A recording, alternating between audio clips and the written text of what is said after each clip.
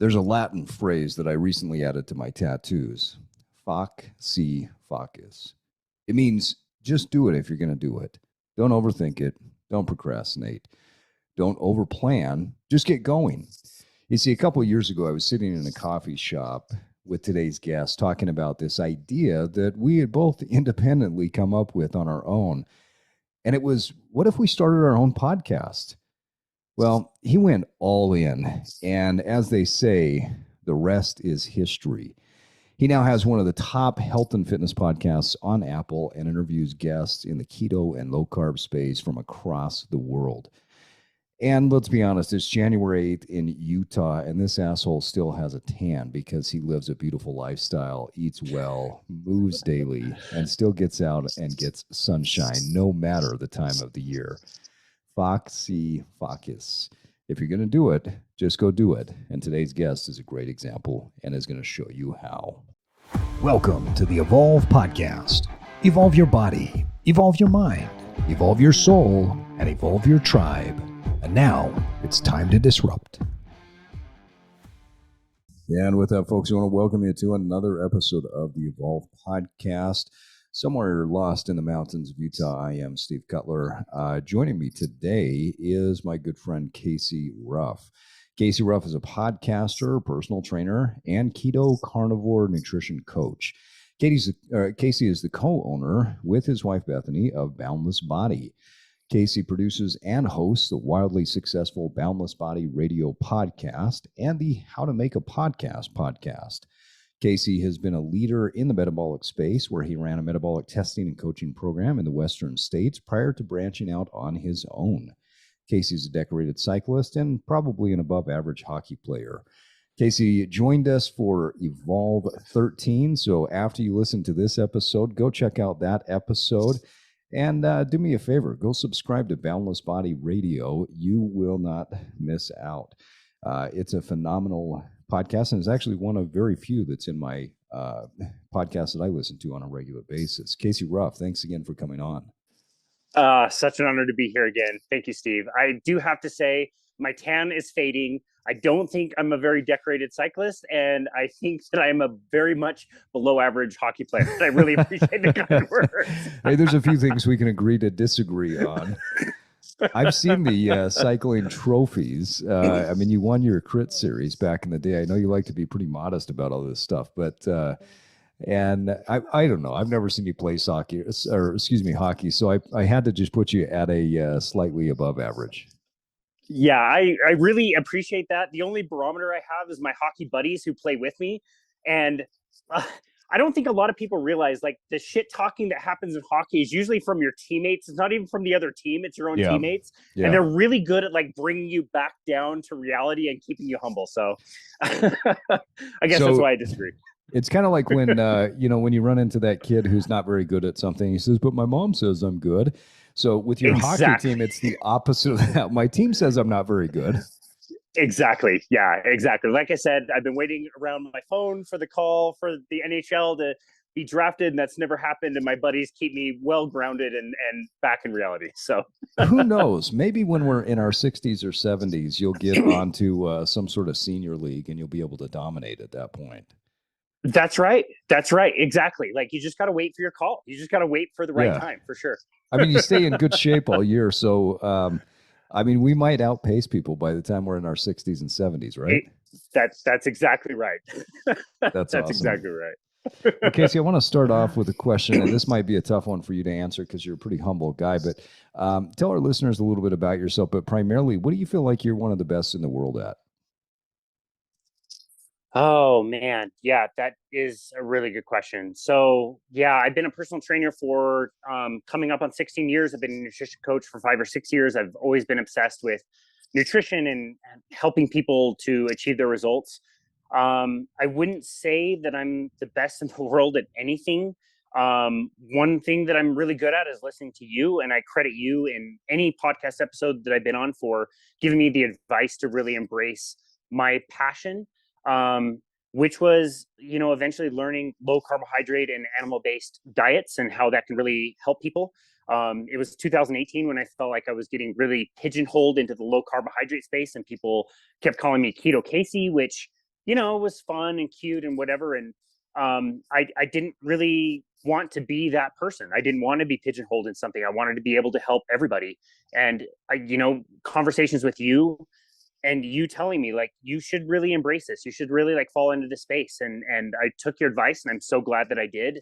And if anything, I don't necessarily think it's a talent. I don't think it's an ability. I just think that I have been obsessed with nutrition and learning about this. And I don't listen to music in my car. I don't watch things that are unrelated to this field anymore. Like, this is my obsession and my life passion, and I love it. And that's what I do. And that's what I spend my time doing. It could be my professional time, or my free time, whatever. I love learning about this. And so, yeah, I don't think I'm the best at anything, but I will say that I am absolutely in pursuit of being the best about knowing nutrition and pursuing that I guess passion in my life. So I don't know if that's a great answer to the question, but that's how I'd answer it. I think it's a great answer, because the most successful people I know in whatever area they're successful in, they develop that obsession, right? And people look at successful people and they say, "Oh, I don't want that life," because you have to be obsessed about this. And I think, I used to say that from time to time, but I realized that was just an excuse for me not making a commitment and moving forward. People that are successful are the people that become obsessed and really become so passionate about what they do. They will leave no stone unturned to become the expert in whatever it is that they're after. And you've been in this space for quite some time, but there's been an evolutionary process. Can you walk our listeners through how did you evolve into this current version of yourself? Sure. There definitely has been an evolution. When you're in the personal training space, speaking of like knowing everything there is to know, like the day that you get your personal training certification, the day that you get your nutrition coaching certification, you know everything there is to know. Like, you know how somebody should squat or deadlift. You know how somebody should shoulder press. You know how somebody should be eating. They should be eating lots of whole grains. They should be eating lots of fruits and vegetables. They should it's like when you become a teenager, you just know everything, right? You know everything. Yeah. Yeah. And it's like this magical day when you're 20 that you're like, oh shit, I don't know anything. Sorry, Dad. Like, yep, my bad. Yeah. Same with personal training. Like, that was a great day that I got my certification and knew the way that people needed to move and knew the way that people needed to eat. And like, since then, you learn that you really don't know anything. And I don't know where I heard this recently, but like, on some podcast, somebody was saying like, you should really follow the people that say, I don't know. And it depends. And what's the context and what's the goal? And like, there's so much more to knowing all of those answers for helping, coaching people to health. You really don't know anything. It's like the quote goes, the further away you get from the shore, the deeper the water gets. Yeah. And that's definitely been my experience and part of my evolution. But I would say too, like, part of my evolution is realizing that like things that people are told about health and fitness are not correct. They're really wrong. And they were excuses for me in the past to blame my clients and to say like, oh, this is why you didn't achieve this result. It's because you didn't do this well enough. You didn't, food journal enough. You didn't consider your emotions enough. You didn't like eat until you were 80% full. Like, it's all this like crazy advice that allows you to continue to sell sessions to people and like convince yourself that, oh, this person is just not following the advice. It's their fault. It's not my fault. It's not the fault of the advice that we're giving people. It's just that these people are really broken and there's something wrong with them. And coming to the realization that like, no, actually people know what they're doing. They're trying their hardest to follow advice that is simply not correct. I think that's been the biggest evolution, is like understanding that the United States government is wrong about dietary guidelines. The American Heart Association has been paid off for decades, and they're not giving people the right advice, and people are trying and they're succeeding at following the advice. That's terrible. If anything, it's been the unlearning of standardized advice that has been wrong. That's been my evolution. I absolutely love that. The other day I was lecturing to a group of leaders, and one of the kids questioned me on something, and I said, "Look, at the end of the day, you don't have to believe me. I'm here to present a concept to you. I want you to go try it. Prove me right or prove me wrong. I don't really care. I'm just here to present some ideas or some concepts to you. But go out there and test it. If it works for you, great. If it doesn't, come on back. Let's talk about it. What you're talking about relative to this accountability, coaching accountability, information accountability, it just doesn't exist. The American Heart Association, the American Dietetics Association, the American Diabetes Association, they have never, and I'm not using hyperbole here, they have never been able to produce results that make people more healthy. And yet they continue to pump out the same information, and there is no accountability to it. You mentioned that your growth started when you were holding yourself accountable to better information and that you were coaching people better. You were saying, hey, this stuff is not working, and so I'm not going to blame it on maybe they didn't do the 80% or whatever it is. What was the shift for you? How did you get to the point where you started taking full accountability for the information and the coaching you were putting out there? Great question. I think it was related to what you said. Like, I don't care. I don't care. Like, people could eat paint chips. I don't care. I'm not paid to like sell steak to people or sell vegetables to people. It doesn't matter to me. Like, my job is, as a personal trainer, I'm trying to get people the very best results. People want to feel better. They want to have energy. They want to lose fat. People are super overweight these days. They're generally dealing with chronic conditions. Most people have prescriptions. And my job, the reason why people hire me is to help them feel better in many different aspects. And so at the end of the day, I'm like you, like, I don't care. I don't care what people do. And I recommended for years and years and years that people do everything that we're told, like eat lots of vegetables. Like I said, like eat the whole grains, avoid salt and fatty meat. And it just simply didn't work. And I will say that was on two levels. Like, first of all, the people that could follow that advice, that the advice would eventually fail. It might be a few weeks, a few months that you could pull that off, but it would fail eventually.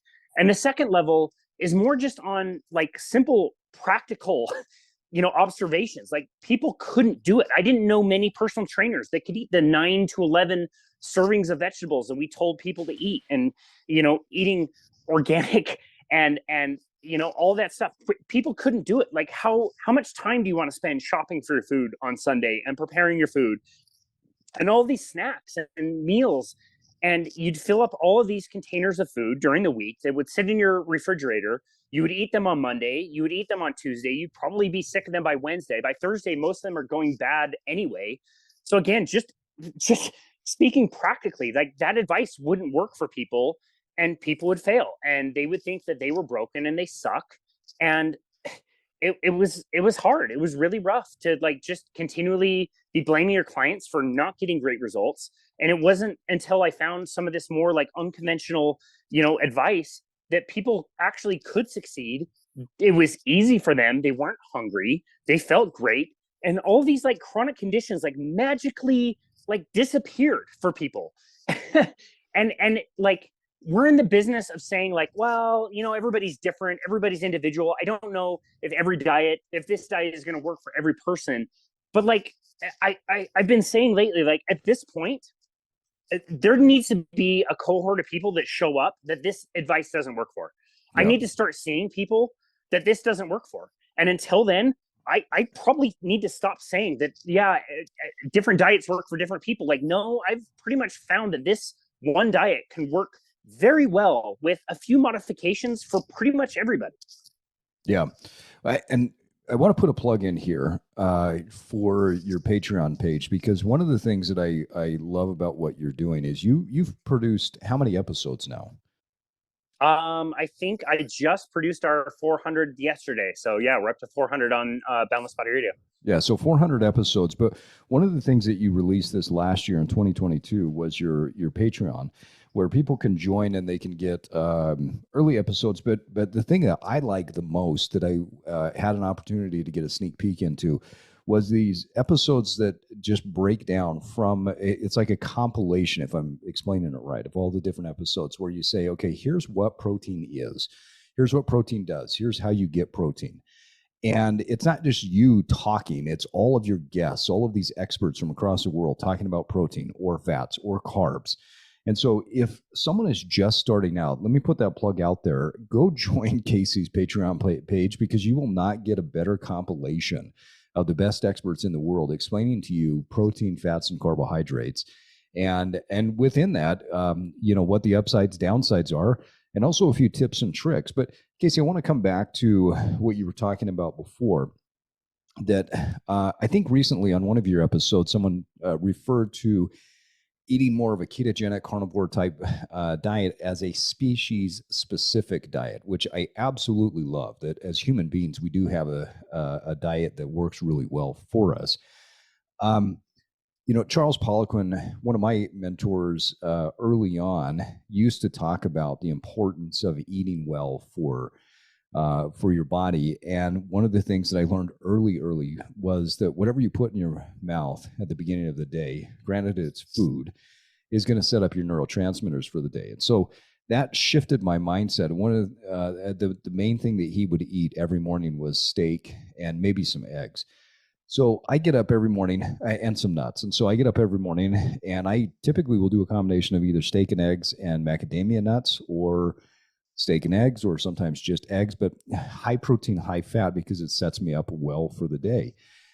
You had a really bold idea a few years ago when the organization that we were working for was doing regular challenges, 90-day challenges, 60-day challenges, these essentially weight loss or body transformation challenges.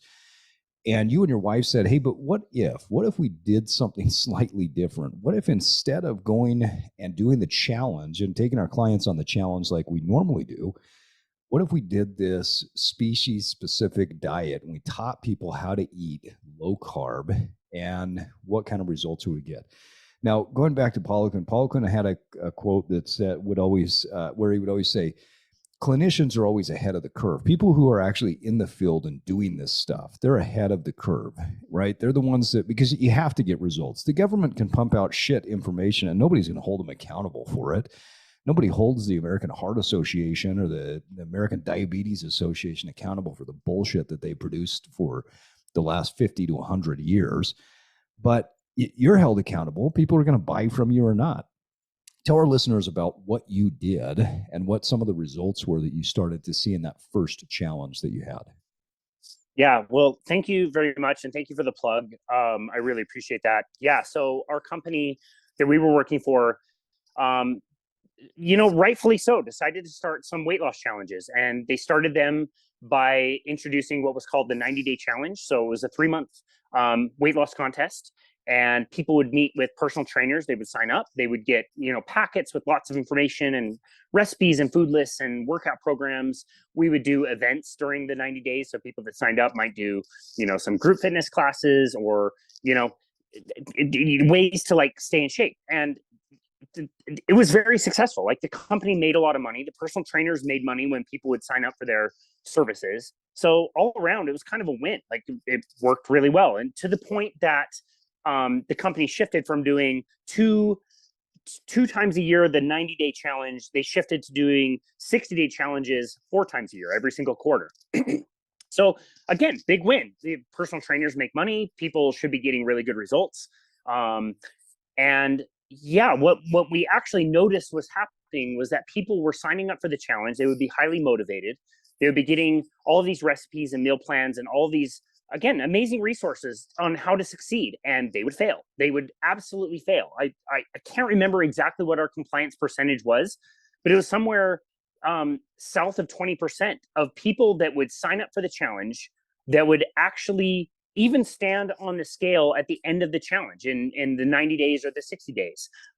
Regardless of whether you achieve your goal, regardless of whether you lost weight or not, just the fact that less than 20% of people would even attempt standing on the scale at the end of the contest was really low and really crappy. And it's frustrating for a personal trainer, not just because you're a personal trainer because you want to get results, but let's be real, personal trainers are financially tied to the sales that they make. We are on 100% commission. And so if nothing else, just practically and financially for a personal trainer to sign people up for these challenges was really tough. You could do it the first time. It would be a lot harder to do the second time. You had to go like way out of your way to find new people to sign up for these challenges, which again was really tough. Like we had quotas. We had to try to meet different sales numbers during these weigh-ins and find new people. And it was really hard. And the advice that we were giving people was the same standard advice that I've talked about. Like you're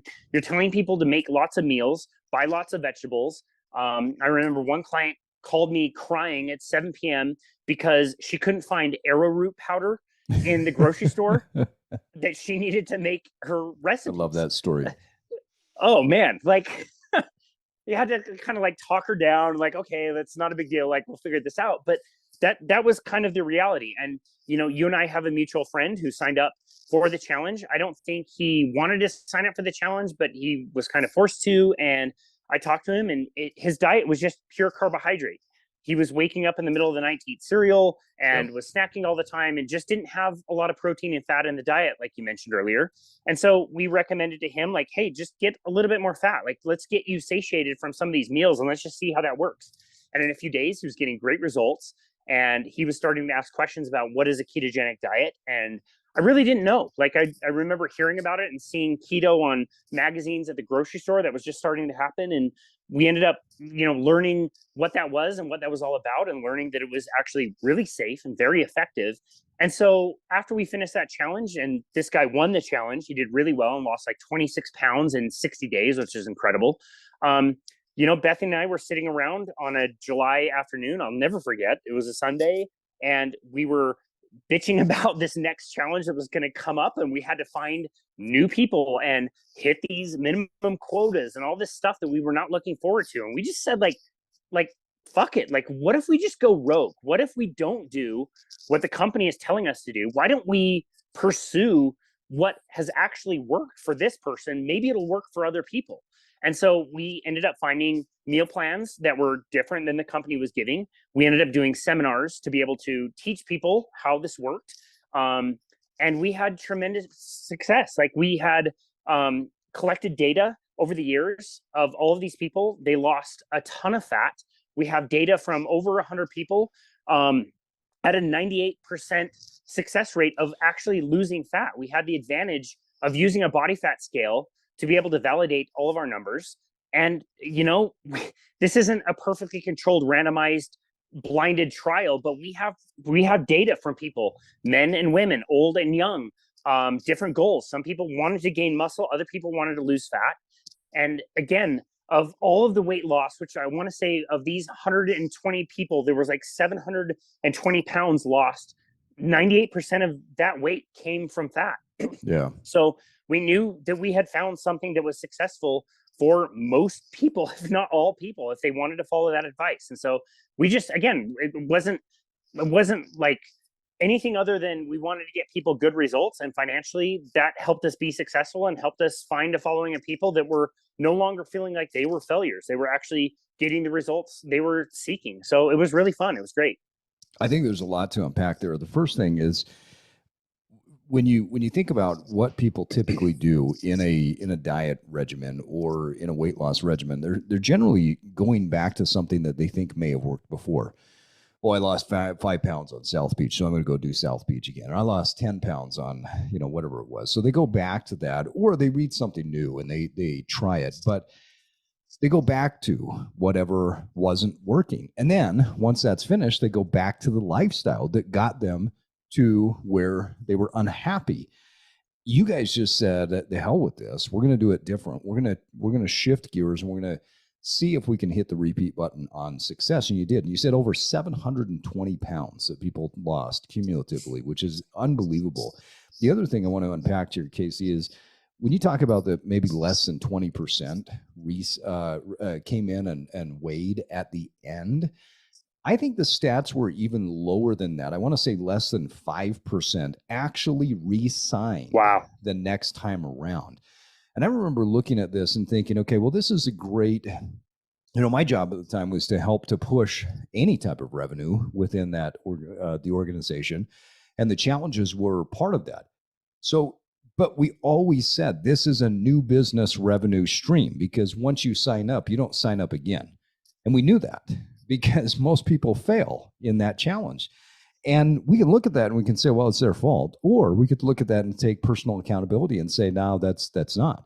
You guys saw over 720 pounds of fat loss with multiple people. Now, I want to put this out there for anybody that's listening to this and says, well, yeah, but Casey doesn't have a PhD and this is not a double-blind study. You're right, but it's probably the most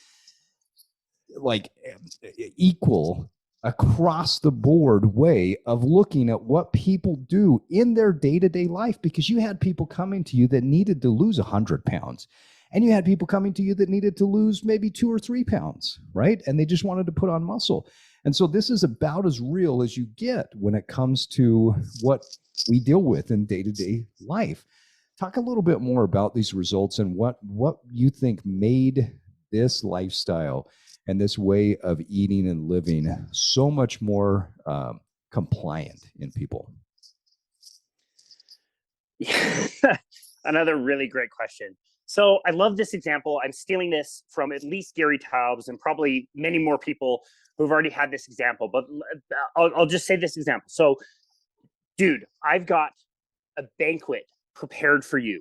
I've got the best foods ready for you. Come to my dinner, this amazing banquet. It's all you can eat. Come hungry. I want you to be super hungry so you can enjoy all of these foods. And what would you do in that example? How would you come the most prepared to eat the most amazing foods ever? And most people would answer okay, I would probably skip a few meals, so I'd be very hungry. And maybe I would work out too. Maybe I'd spend that day going on a run or something to make myself very hungry. I just described every diet. Every calorie depleting diet out there makes you eat less and burn more. You want to increase your energy output and decrease your energy input so that there's an imbalance so that you can lose weight. And that's what everybody is talking about. Calories in, calories out. And people don't realize that is not a simple machine. That is a complex machine where the inputs change the outputs. And so most people will go on that diet. We're sitting here recording this episode in the beginning of January. So most people know this is the time of year that I'm going to start eating less. I'm going to start moving more. And that's going to get results. And absolutely, you're right. You will lose weight. You will lose some weight. The weight that you lose will decrease over time. You're going to start to notice that the energy that you had and the motivation you had starts to wane. So you have less and less of it as you go. And you're going to start to feel like you are not only less motivated, but you feel colder than you used to, especially in your hands and feet. Your energy is decreasing. Your willpower is decreasing, and your cravings are going through the roof. Whatever donuts people are bringing into the break room on Monday, you can avoid. But by Wednesday, Thursday, when you're really tired and worn out and you're moody, if somebody brings in those same donuts, it's impossible. You can't override those hormones that are telling you to go attack that food. Yep. And people don't realize that it was the diet, it was the workout program that caused that lack of willpower. It's not a lack of willpower. It's that you are telling your body that it is a famine. Essentially, you're not getting enough food. You're out running around looking for food, and the body will adjust to that. It will start to decrease the amount of calories that it burns on its own. It really sucks. And so the opposite of that would be teaching people how to burn the maximum amount of calories on their own. How can we get your body to just burn more calories all the time? It's not even a different equation than calories in, calories out. It's just teaching your body to have more calories out by just being yourself. So replacing cardio with strength training, where you're teaching your body that your current level of strength is not adequate. You need to increase your strength, your muscle mass, your bone density, your connective tissue, all of that stuff makes you burn more calories on its own. And it's exactly the same with the food that we eat. When we tell people that you shouldn't, eat red meat, you shouldn't eat fat, you shouldn't eat protein, you need to control for all those things, you need to have more vegetables and more grains, it doesn't produce the right results. It teaches you the wrong things. And if we flip that and reverse it and have people eating lots of animal products, lots of fat, lots of cholesterol, lots of protein, and have them strength train, you get better results. And so again, it just comes back to teaching people the right advice that's going to cause exactly the long-term results that they're seeking. And I will say also, when it comes to client results, like the weight loss, the fat loss, that's cool. Like that is really great. And we love that people can lose fat and they can get to their ideal weight. That's like, it's really amazing, but also at the same time, it's also like really overrated. When we also have people that say like, wow, the skin rashes that I used to get, like they're gone. My tooth that used to hurt all the time, like it doesn't hurt anymore. I used to have IBS and IBD and leaky gut and diverticulitis, like all of those things like magically go away for people, like all the joint pain, the brain fog, all of these things start to like just go away. And people are like aging in reverse. I turn 39 this week, and my wife asked me yesterday, like, how does it feel to like get older? And I answered her like, it's fucking awesome. Yeah. I love getting older. Yeah. I'm getting older and I feel way better. If I go back 10 years and like how bad my soreness would be after workouts, and I would always get athlete's foot and I had brain fog and I needed snacks, like absolutely not. I would never go back to being younger. I feel better than ever getting older, and I absolutely look forward to aging and getting chronologically older and just feeling better. It's amazing. So yeah, like the fat loss and the weight loss is really cool, but it's all those other things that like helps people self-select this diet. Once they start eating a very carnivorous diet, start removing plants from their diet, they just feel so much better that they don't even want to go back. I don't like have to continue coaching them for a long time because they're on the plan that they want to be on for the rest of their life, and they feel great. It's amazing. It's yeah. There's a lot there that you're talking about that I can certainly relate to. You know, I maintain under 10% body fat on an ongoing basis, and it's something that I never thought would be possible. I mean, when I was younger, I was relatively lean, and probably sat, you know, mid to low single digits, quite frankly, when I was very young. And then as I got older, like most people, I ate a little bit more closely to what the standard American diet was. But then I would shift over to a bodybuilding diet if I wanted to lose some weight. And I just, you know, I had a hard time keeping the body fat off. And because I'm a relatively small framed guy, people, and I wore suits most of the day, people couldn't see what extra body fat I was carrying. And everybody would say, no, you look good. Oh, there's nothing wrong with you. But I knew what was underneath the clothes. I didn't feel good. And then I knew what was happening to my brain. I knew what was happening to my gut and the anxiety that would come with eating some of the foods that I would eat. And not just anxiety, not anxiety because I was fearful or feeling anxious about, I just ate a donut, but like pure anxiety that came up as a result of eating the way that I was eating. There are so many other benefits. When I went keto, strict keto for about 2.5 years, there were a lot of benefits that I noticed. And I say probably 90 to 95% of the year, I stay relatively low carb these days. Lately more so on the carnivorous side because I want to test out a few things, which we'll talk about later. But there are so many benefits, so many results that I noticed. My gut health improved, my overall health improved. I was able to fight off sickness, colds, that sort of things much better. I still get them, but they're like mild compared to what they used to be. The other thing too is that just mentally, I mean, the clarity that comes from eating this way, the overall mental health, and the fact that I don't have to think about food constantly because it is just so simple. Casey, walk our listeners through what's a daily eating plan look like for you? How do you do this? And I use the word plan tongue in cheek because I know it's not really a plan. You don't really have to overthink it nowadays. What does that look like for you?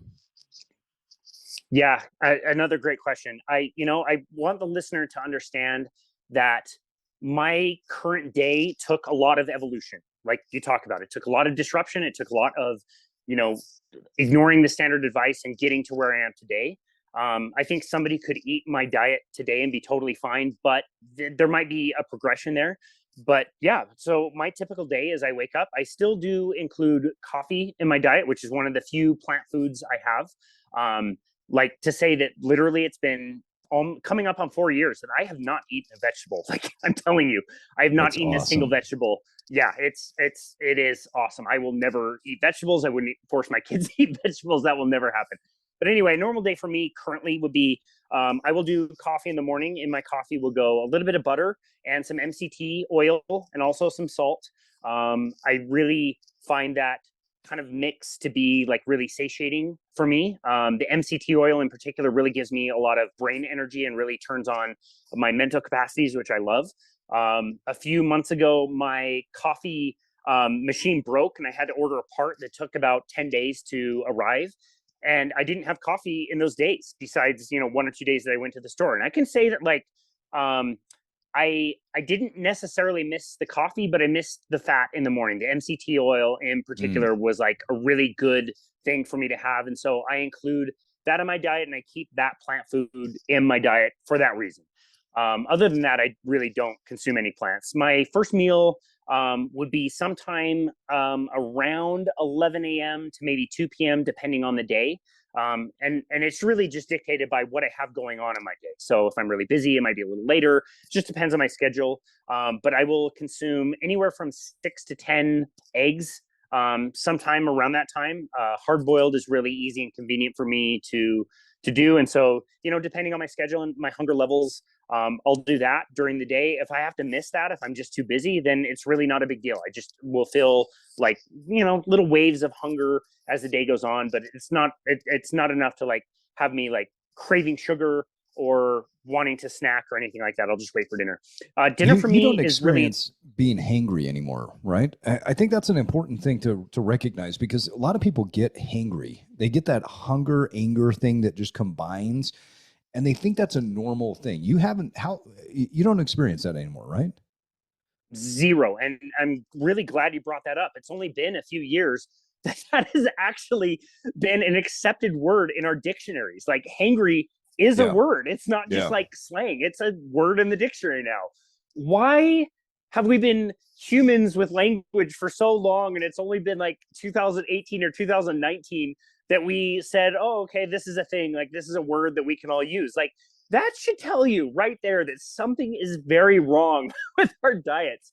And absolutely not. I have not been hangry in the way that I used to always be hangry. It's been years. It's just one of those magical things that like slips away and you kind of forget about. Like, oh yeah, like I used to feel hangry and I needed a granola bar between clients. I needed to have my yogurt snacks between clients. Like you don't need any of that. You might feel a little stomach hunger, but it's not hanger. Absolutely not. I mean, I don't think the ancestor, we live in Utah, and so the ancestors that were walking across the plains to Utah or going to California for the gold rush or whatever, that I don't think that was in their lexicon. And I'm pretty sure that the cavemen didn't create a word. I don't remember seeing any hieroglyphs on the wall that represented hanger, right?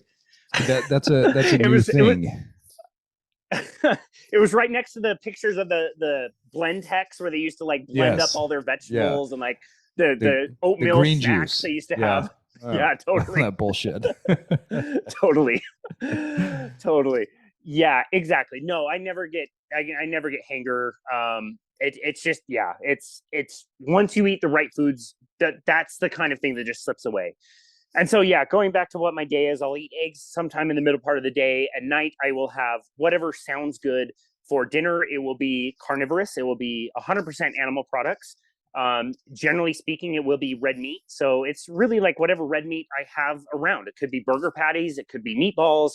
It could be tri-tip. It doesn't really matter. It's just like whatever sounds good. I try to always have a few different protein options on hand, whether that's some chicken breast or maybe it's some bratwurst or whatever. Those are kind of the garnish to my meals, but my meals are generally red meat, lots of fat. I will say that if cholesterol caused heart disease, if cholesterol causes any of these things that people say out there, dude, I would have died of a heart attack like years ago. On weekends, when I have the time, I'm telling you, I'm cutting up like half a bar of Kerrygold butter, like several tablespoons of butter, which I snack on. Actually, I'll cut it up like cheese and just eat it for the hell of it, like during the week. Cool. But like so good, But I'm cooking up like half a stick of butter with like 17 eggs to watch my Formula One races And I do that like every weekend when I have the time to do it. Like I should have died. I should be dead by now.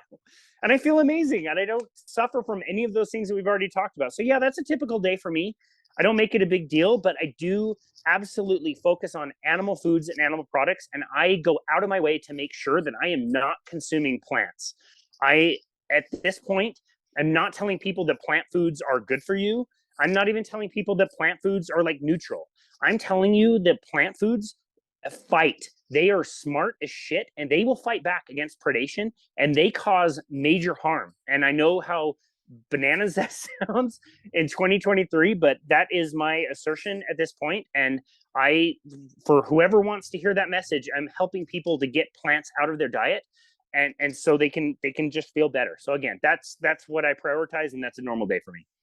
You really opened my mind up to some of the damaging effects that plants and plant foods can cause. You've got a few episodes where you guys, you and your guests, talk a lot about oxalates. So I would encourage our listeners to go listen to some of those episodes so that they can become more educated, because it's almost just this given fact in our society where people, so we all know what a healthy diet is. It's all about, you got to get your fruits and veggies. And so I would really challenge the listener to go out there and do some study and some reading and some listening to understand how plants fight against you. It blew me away as I started thinking to myself, okay, I know curcumin, for instance, here's a chemical that has anti-inflammatory properties. And so I would take curcumin and saw great benefits from it. But then one day I thought, well, hey, you get curcumin from, I can't remember what the spice is. Turmeric? That you get turmeric, yeah. So I started drinking turmeric tea. Well, then my inflammation went up, and I started having problems with that, and so I stopped doing the turmeric and I threw the curcumin out. And curcumin is, does have some anti-inflammatory properties. I don't use it anymore because I don't need it, but the turmeric actually has things inside of it that fight against the curcumin or the anti-inflammatory properties. And so it doesn't just create this neutral benefit type of thing. It makes things a lot worse. I want to go back just for a second, though, Casey, to what you were talking about before, that your lifestyle is something that has been an evolution. And it's been a step-by-step process for you to get to where you're at right now. If somebody's just starting out and they say, I want to feel better, I want to lose some body fat, I want to get rid of the brain fog, I want to heal my gut, I want to improve my overall joint health, I want to get stronger, all of these things that come from eating this way. Give us a first step. What should somebody start with? Yeah. So for that person, first of all, and foremost, I really want to make the point that for that person, you need to give yourself some grace, and you need to realize that it is not your fault. Wherever you are on that spectrum of health, it's not your fault for where you are. According to the most recent study that we have, which was 2018, 7% of Americans, 7% are considered metabolically healthy. Wow. And that was pre-pandemic. So those numbers are vastly worse now. Yeah. If it just go walk around, you can see that. Yeah. So I would just say, first of all, like give yourself some grace. It's not your fault. It's your responsibility, but it's not your fault. So it's important to make that distinction. The first thing I would say for somebody like that is, look, we understand that you're hungry. You are walking around every single day very hungry. You wake up, you have hunger. You eat, 2 hours later, you're really hungry. You need snacks because you're hungry. The line that wraps around every soda store at 3 p.m. are people that are hungry. They need a pick-me-up. Huge lines. Unbelievable lines. Exactly. Around the building. And Google it. It's always at an off time where it's not mealtime. It's not noon. It's not 6 p.m. It is 3 p.m. and 8 p.m. that those stores are the busiest. It's when you would think like, well, if you just ate a few hours ago, why are you needing sugar cookies and a bucket of soda at 3 p.m.? There's no reason for that. Except that people are hungry. So the first thing that I would love people to start with is let's get you out of the hunger cycle. Let's make you not just feel stomach full. Let's get you really satiated.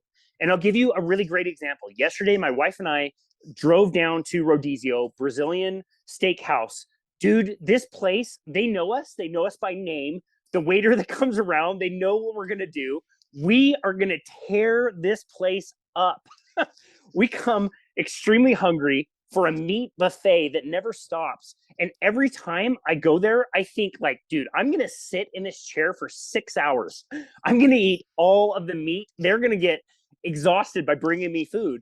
And what every single time, what inevitably ends up happening is we're there for about 45 minutes and all of this food comes around and it is so delicious and it's amazing. I can't get enough. And then it's like, okay, like starting to get pretty full. And then it gets to this point where like, I can't do it. I can't even look at it anymore. All of this food that was so delicious, I now have this like aversion to. I'm so full. I couldn't eat anything if they tried. The poor waiter comes around and was like, you guys ready for dessert? We're just like, absolutely not. I can't put another morsel of food in my mouth. And that is satiety. That is when your body is so satiated, it can't eat anymore. And it sends you these really powerful signals that come from your hormones that tell you like, you have to stop eating. You might have one more bite of food that you're either going to waste or you need to eat, and you just can't eat it. And so I would encourage people to like give yourself permission to eat red meat, to eat eggs, to have the omelet, to have the steak, and eat it until you are truly, for the first time in your life, satiated. You can't have another bite if you wanted to, and see what it feels like to go like 12 hours, 14 hours, 20 hours, where you're just not thinking about food. Like you could eat if you wanted to. I could eat right now if I wanted to. I'm not interested in it. And so that is where I would start with people. Have animal proteins and fats. Give yourself permission to have that and eat that until you feel truly satiated and see what it's like. And if it feels good, try it again. Try it your next meal. You'll just feel great and you'll probably stick with it. I love that. So at the place that you're talking about, they've got the little wooden dowels that you turn up and down, right? It's green on one side, red on the other. They probably don't even bring those to you, do they? They just know it's green until you're done and you stand up or you roll out. Yeah, that's a really good point. They really shouldn't. Yeah, don't bring them to Casey and Bethany. But it's a really powerful thought process to just a thought experiment and then a physical experiment to say, all right, I'm going to eat till I'm fully satiated. You know, I was having a conversation one day with some people at work, and one of the guys says, how do you eat what you eat all the time? And I said, I love the food I make. Number one, I said, here, just try this. Tell me this is not good food. And he's like, I don't want to take some of your food. I'm like, I'm fine. Just take some. So he eats some of the steak that I made in the morning. He goes, oh my gosh, you eat this every day? That's so hard. This is not hard. This takes me like 10 minutes in the morning to prepare all of my food before I come. I literally will go lay my clothes out, come back while my steak is cooking, and like I'm done. That's it. I chop it up, I throw it in. Like the whole thing is about 10 minutes of prep time. I'm good to go. I said, but here's the difference. You see, in about an hour, I'm still going to feel great. You're going to be going to the bathroom with the runs based on what you're eating. And then 2 hours from now, we're going to do a push-up challenge, and I'm going to dominate the hell out of you. And I got 10 years on you. And, well, yeah, but that's because you work out all the time. Well, that's part of my lifestyle, but it's also because of how I eat too, right? And don't you want to be my age and still be dominating? So it's important to understand the satiation, but then pay attention to what's happening an hour or two later. How do you feel? Do you have the brain fog? Do you have the ability to go for a long walk, to do some push-ups, to do some pull-ups, to do something later on? You brought up something I want to touch on because I know it's really close to your heart and mine that, you know, during the pandemic, you and my co-host Miles, who is off today, and I used to get on calls together and just chat. And you're in one part of Utah, I'm in another, and Miles is off in Ohio.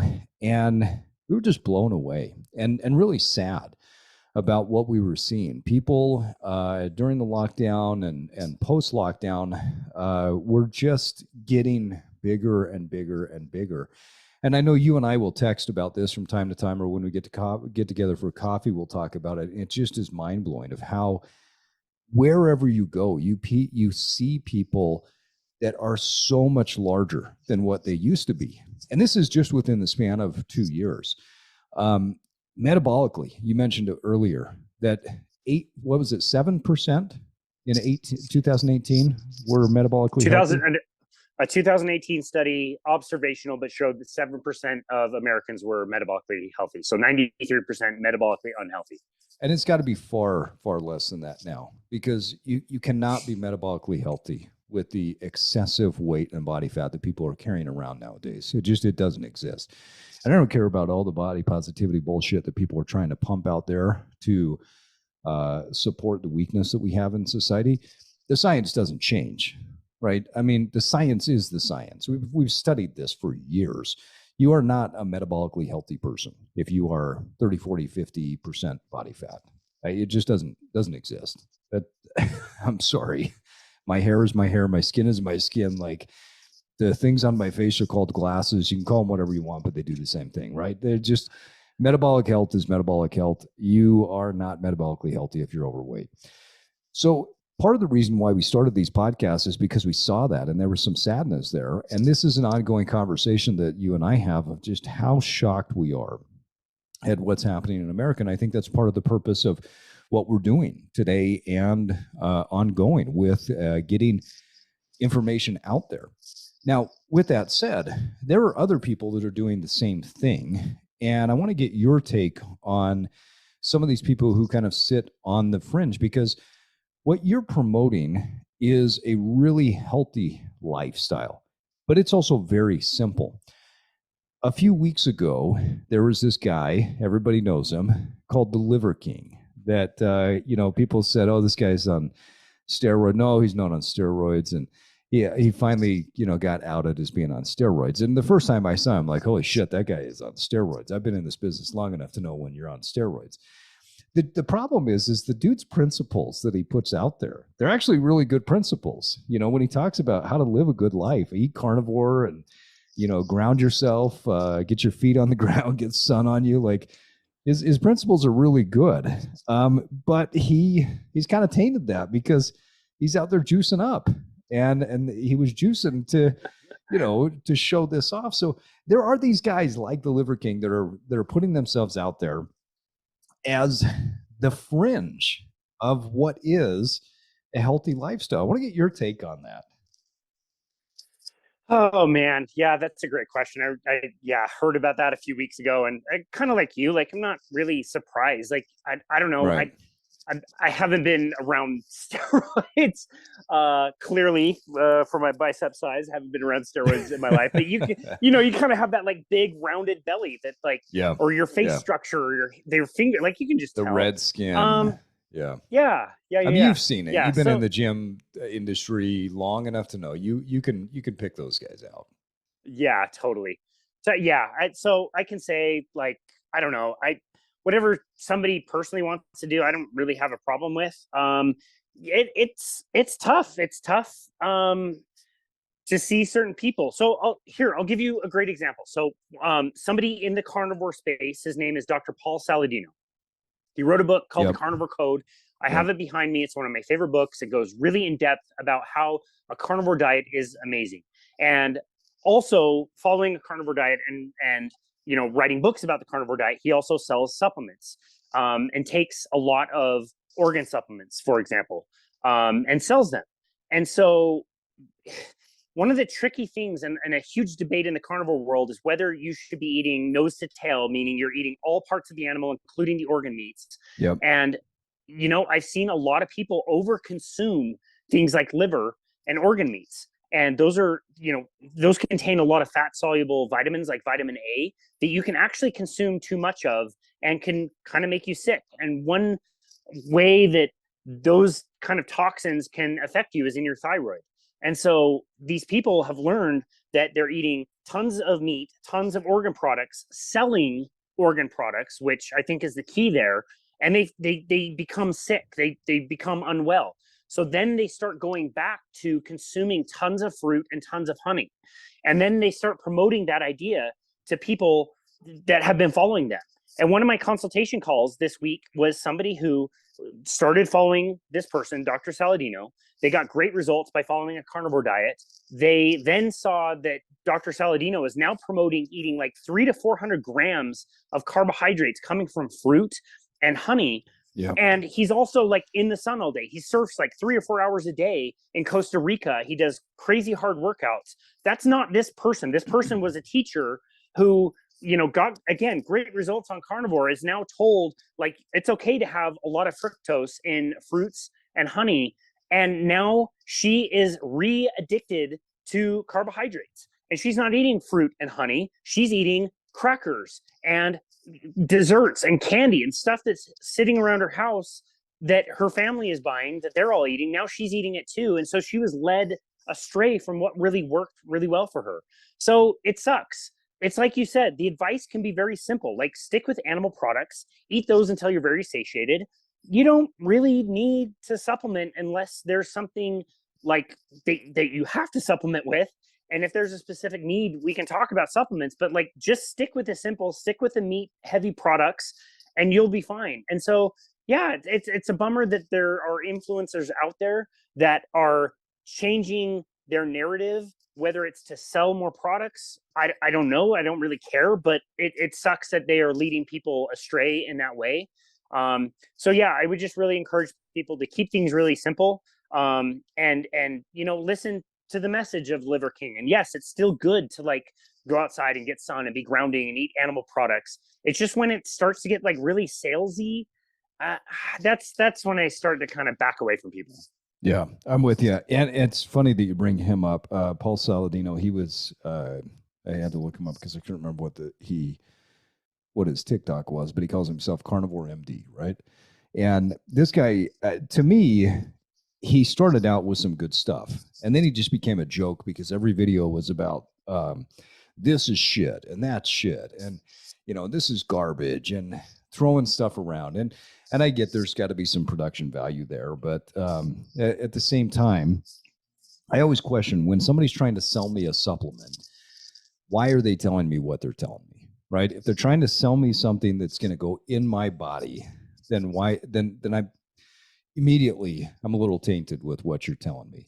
So I'm with you on that. I think that it's really, really critical to be critical of what people are putting out there, and then to test it on yourself and understand if people are giving you that advice, is that advice great for them because of their lifestyle? Because yeah, if you're doing what he was doing, getting some fruits and honey in might be beneficial for you, right? You might need to do that if that gives you some more energy. If you're out surfing and you're doing all of that stuff and you're working out on an ongoing basis. I mean, I just interviewed a guy who is training for the Olympics right now, and he has to do intra-workout carbohydrates because he was finding he was bonking too much, and there was nothing about a high-fat diet that was allowing him to do the type of interval training that he needed. And I found this with several of my clients that had high intensity, and even with some of my workouts where if I'm doing high intensity stuff where I was training a lot more, I needed some carbohydrates, not necessarily intra workout, but to keep me going. But that was during that period of time. And then I didn't need it anymore. I want to go through some questions about why people or why the industry say certain things. Why does the industry tell us that vegetables are the basis of a healthy diet? I mean, as weird as it sounds, money. It's money, and you wouldn't think that, like you mentioned earlier, like the American Dietetics Association would really care about money, and that's what it is. And also, there's a lot of religious influence, which a lot of people don't know about. The American Dietetics Association was started in 1917 by Seventh-day Adventists. Seventh-day Adventists started promoting vegetable heavy diets in the 1860s. They called it the Garden of Eden diet, so that they could quell the natural desires of especially kids, young men who were masturbating.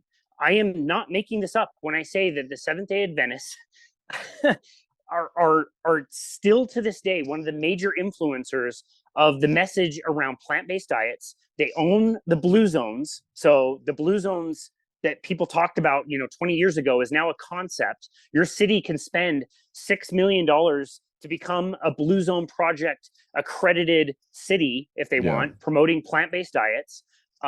Such a scam. Oh my gosh. It's such a scam. It's a scam. It's just a scam. And to think that you are doing yourself a favor health-wise by eating vegetables, which actually did not exist 200 years ago, and that you're doing the best for the planet by eating those things, and you're doing the best ethically, you're not killing animals by eating vegetables, is absolutely preposterous. It's not true. It is false. And it causes a lot of damage and destruction. And vegetables are parts of the plant that are highly fortified with chemicals, like we talked about earlier, that can cause damage to people. They have oxalate. There's crystals in plants that build up in your joints and in your kidneys and cause you to even ridiculous things like hiccups and belching and gas. And it's just, it causes so many harms to people because these plants don't want to get eaten. And the Seventh-day Adventist Church believes that when enough people convert to eating the Garden of Eden diet, that Jesus will come back. And these practices that are promoted by the WHO and the Food Compass that was just released by Tufts University recently promotes brands of cold cereal. Yeah. Brand names of cold cereal, healthy for you, or more healthy for you than eating an egg or having steak. It's on this ridiculous what were scale. Some of the brands? Because I remember we talked about that one day, but there were these sugar fortified cereals, right? That were higher on the list of saying this is healthier for you than eating steak. Was it Life cereal, or I can't even remember what it was? Frosted Flakes was one. Yeah. Mini Wheats was one, sugar coated frosted mini wheats, whatever. Literally on these scales, these foods are scoring in the 70 out of 100 or 80 out of 100 or 90 out of 100, where they're already they're rewarding those foods because they're fortified with nutrients. Yeah. And minerals. Exactly. They're scaling down foods that are natural, like eggs or meat, because they have saturated fat, because they have too much protein. For whatever reason,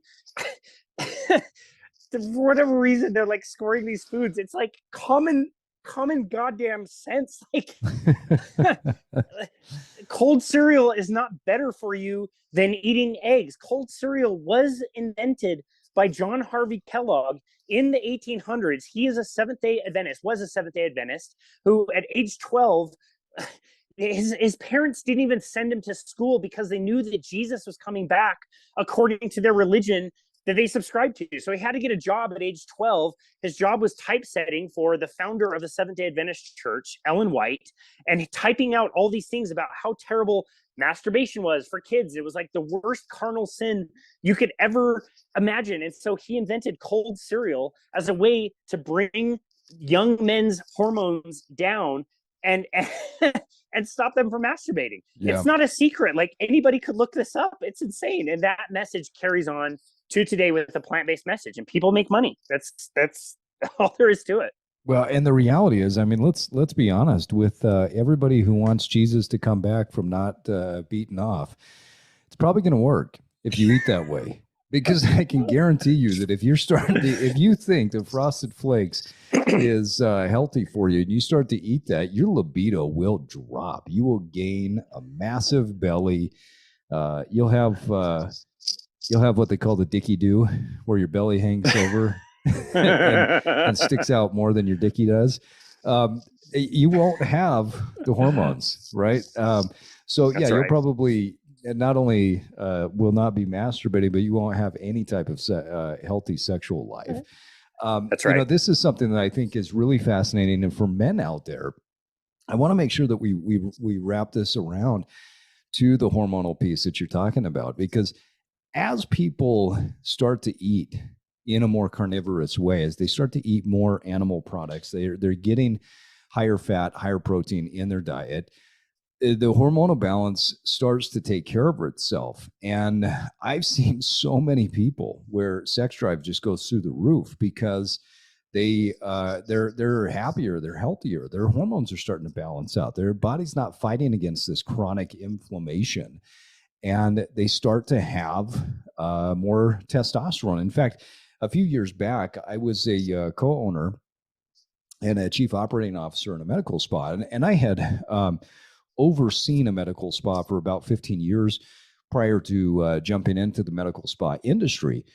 And I got tested. This is probably one of the few times that I got tested, just thinking to myself, okay, what would this do if I were to take hormone replacement therapy? Because I was curious, what men were doing. And I'm not totally opposed to that idea of hormone replacement therapy. I'm not telling people that they should or shouldn't do it, but I was really curious. So I got tested.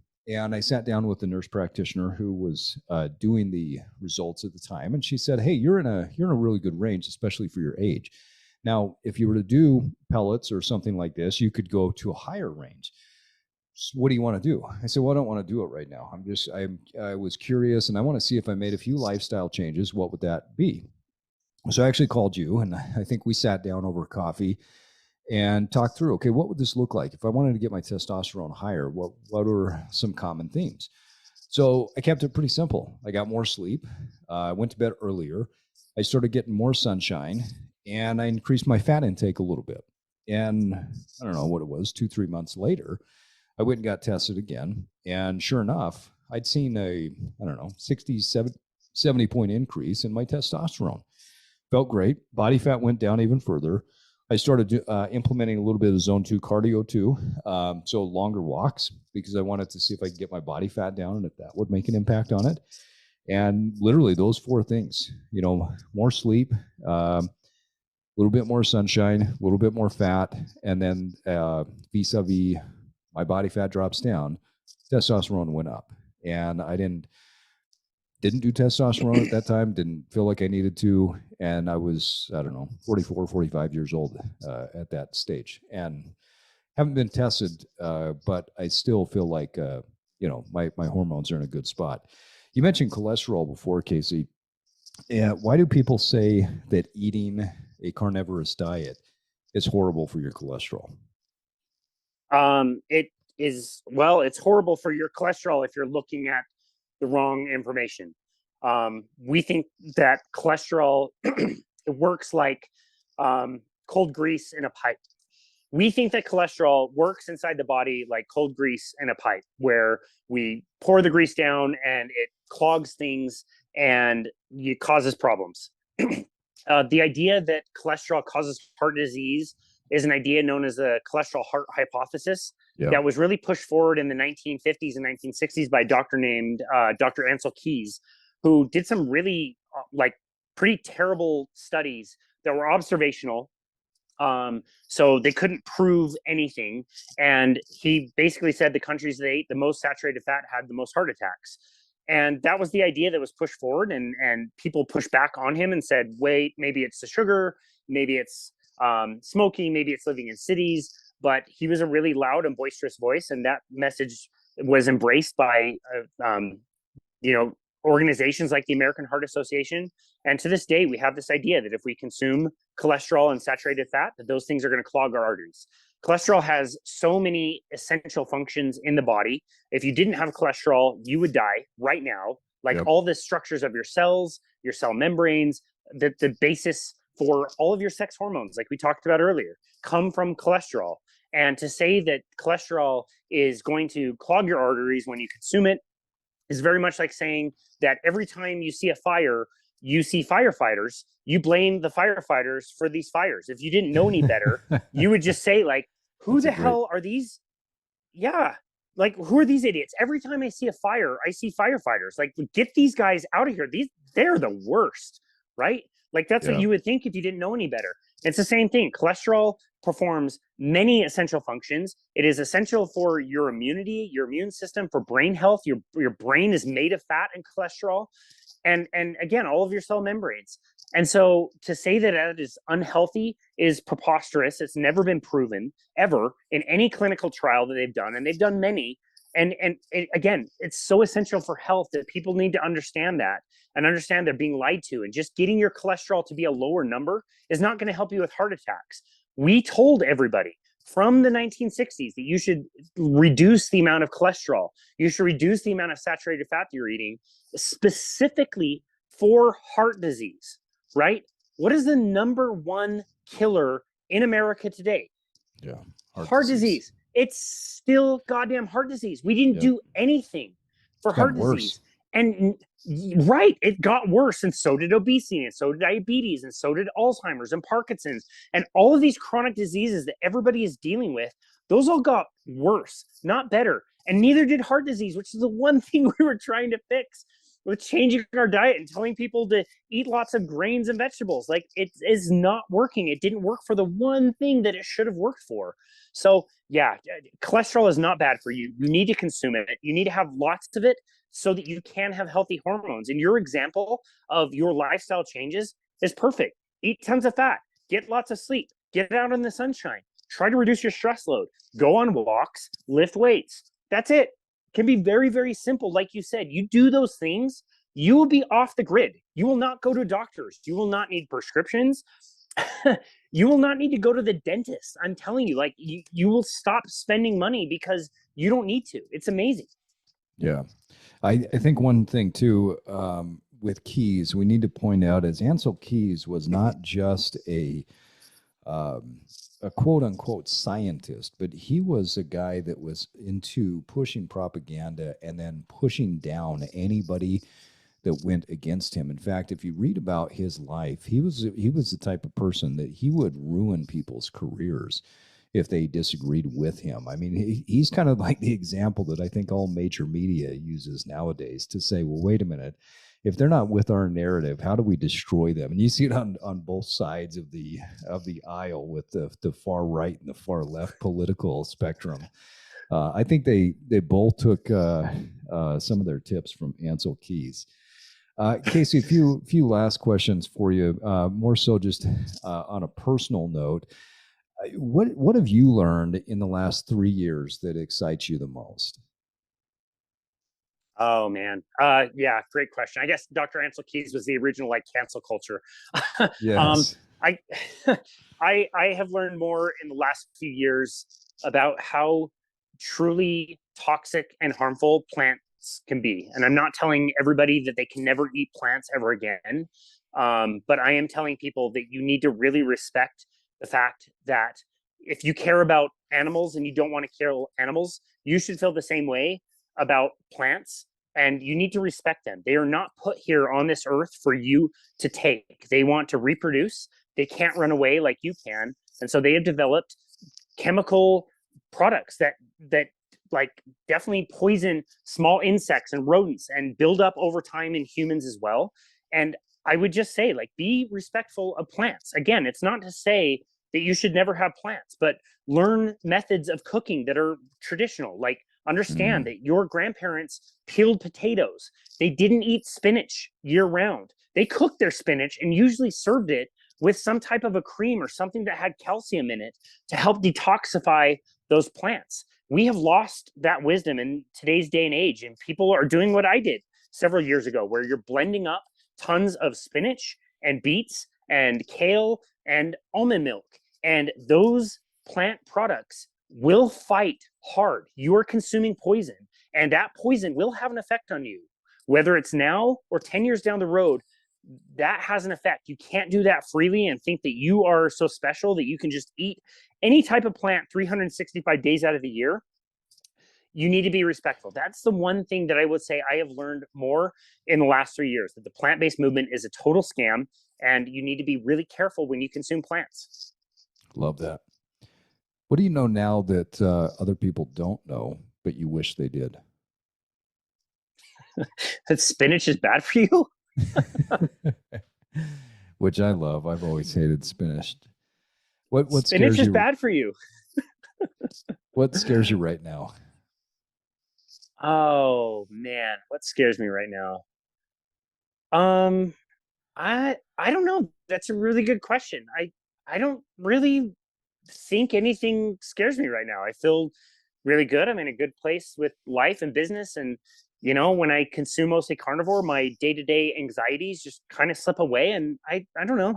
I guess I can't really answer what scares me, right? I get bear eating me all of a sudden, I guess. I don't know.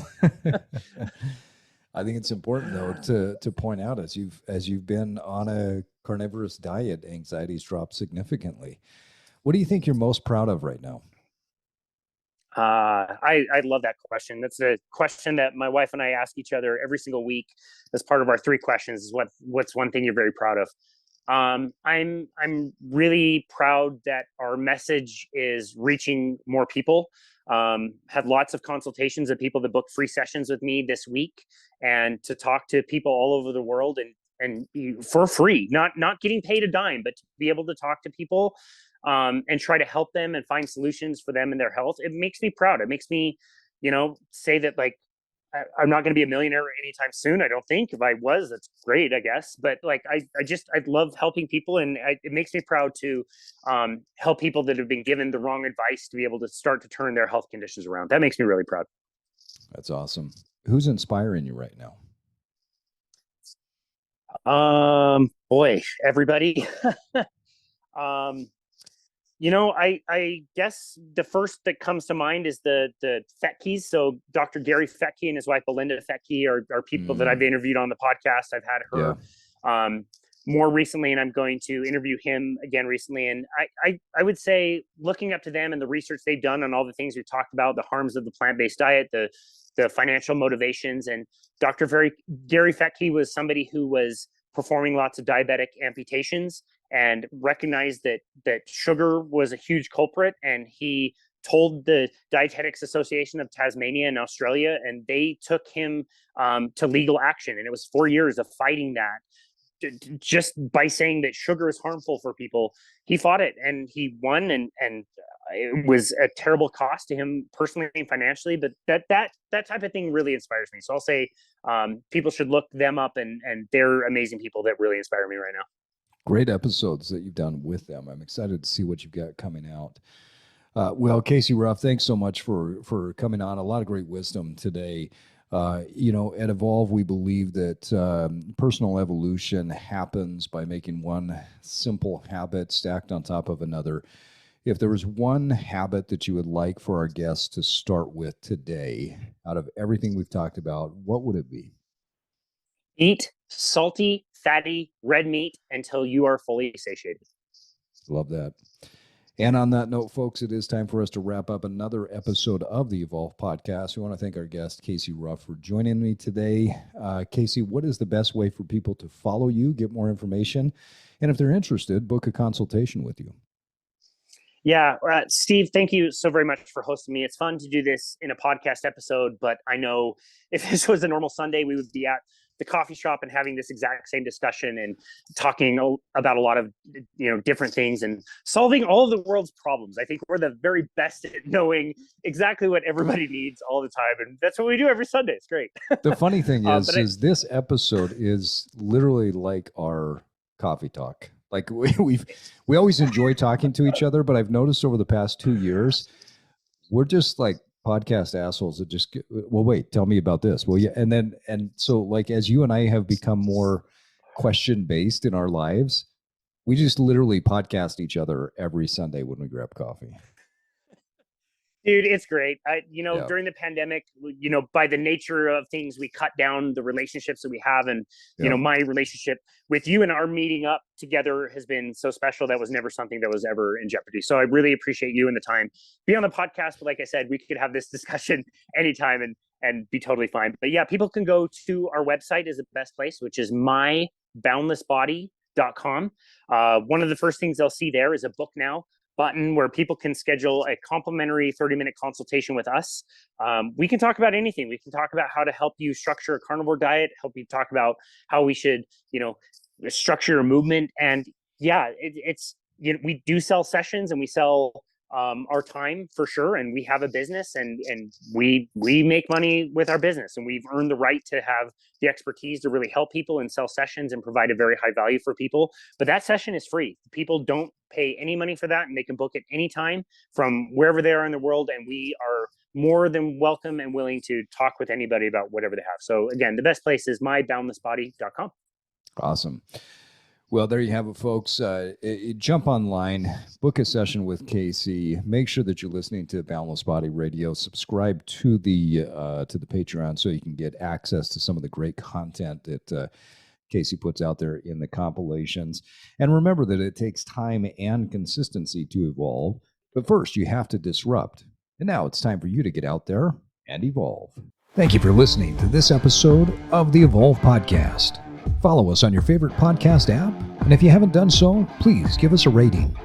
As an independent podcast, it really helps us get more reach.